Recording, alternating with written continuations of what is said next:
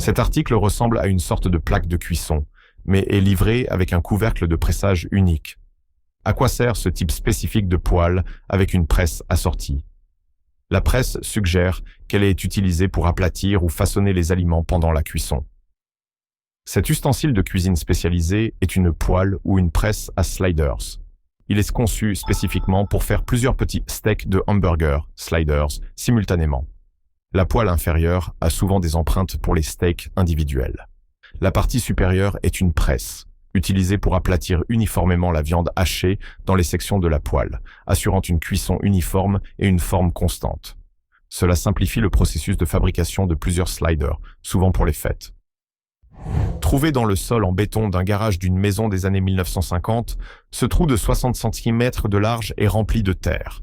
Sous la terre, il pourrait y avoir des composants en argile ou en métal. Quel était le but initial de ce grand trou dans le sol du garage? Sa taille suggère qu'il ne s'agissait pas de plomberie classique. Cette caractéristique est un ancien drain de sol, probablement destiné à évacuer les liquides du garage.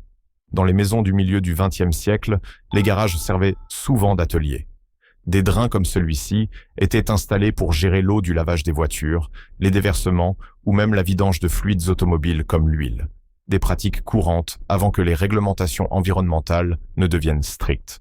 Les couvercles de ces grands drains ont souvent rouillé ou ont été perdus, ce qui a conduit à leur remplissage de terre. Situé dans le sol en béton épais d'une petite et vieille grange qui abritait autrefois des vaches et des porcs, se trouve ce canal distinct. Il mesure 8 cm de profondeur, 32 cm de large et 3,5 mètres de long. Aucune source d'eau n'y est connectée à proximité. Quelle était la fonction de ce canal peu profond et large dans le sol de la grange? Ce canal est une rigole à fumier, une caractéristique commune dans les anciennes étables conçues pour abriter du bétail, en particulier les vaches laitières attachées dans des stalles. Le canal courait derrière la rangée d'animaux et était conçu pour collecter le fumier et l'urine, facilitant ainsi le raclage ou le pelletage des déchets hors de la grange pour leur élimination ou leur utilisation comme engrais. Ces dimensions sont typiques pour cet usage, permettant un nettoyage facile avec une large pelle ou un racloir. Trouvé dans un vieux récipient en plastique rempli d'objets divers, principalement des fournitures de couture, se trouve cet étrange outil en métal. Il a un certain poids, et notamment l'extrémité ronde tourne librement. Son lien avec la couture n'est pas clair. Quel est cet outil en métal avec une extrémité qui tourne? Cet outil est un mandrin à main vintage, ou pin vise.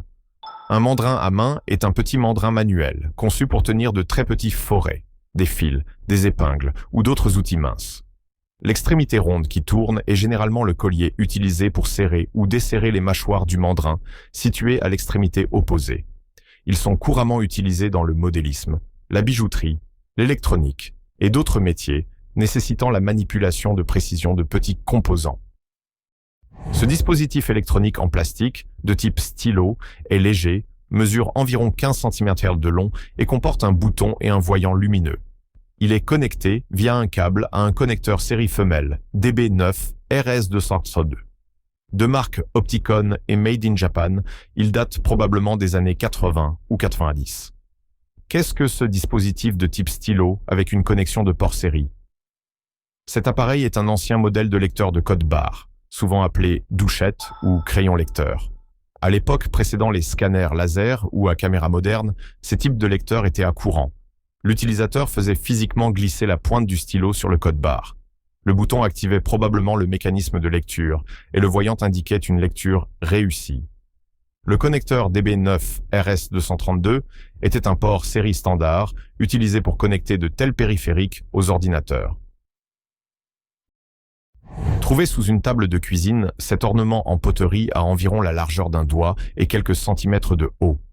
Il comporte un trou à l'arrière et semble s'être détaché de quelque chose de plus grand en dessous. Sa forme est quelque peu insectoïde. De quoi cette petite pièce de poterie pourrait-elle faire partie? Cette petite pièce de poterie est probablement le reste d'une sculpture ou d'un ornement de libellule ou d'éphémère. La description suggère qu'il s'agit de la partie principale du corps et de la tête. Le trou à l'arrière pourrait avoir servi au montage, ou peut-être à l'endroit où les ailes étaient attachées.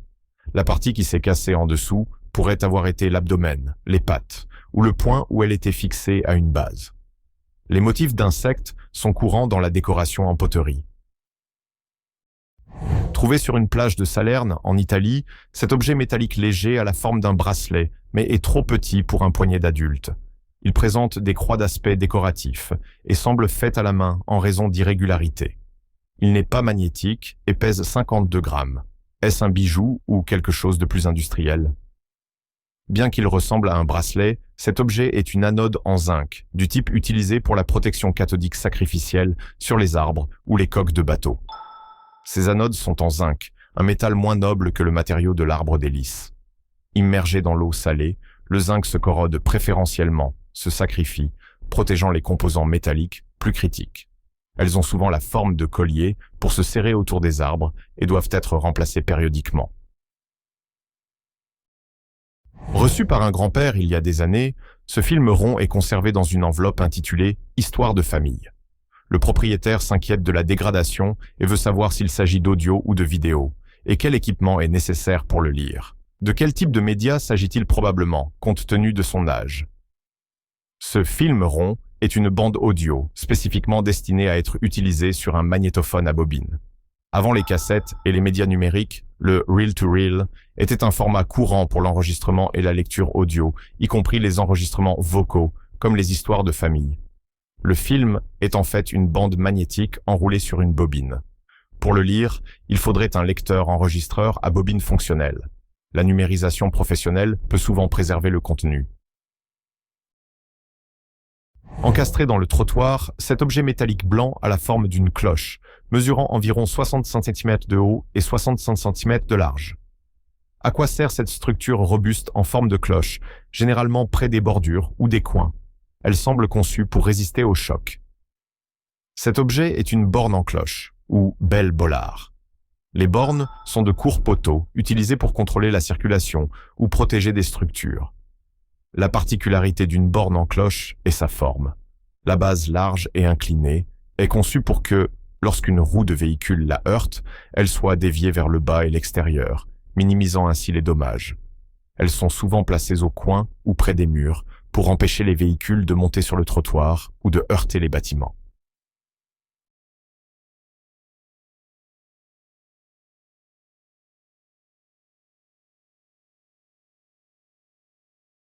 Si vous aimez découvrir des objets étranges et mystérieux, cliquez sur « J'aime » et abonnez-vous. Votre soutien aide sincèrement l'algorithme de YouTube à trouver d'autres explorateurs curieux comme vous. Merci de nous aider à grandir. Restez curieux.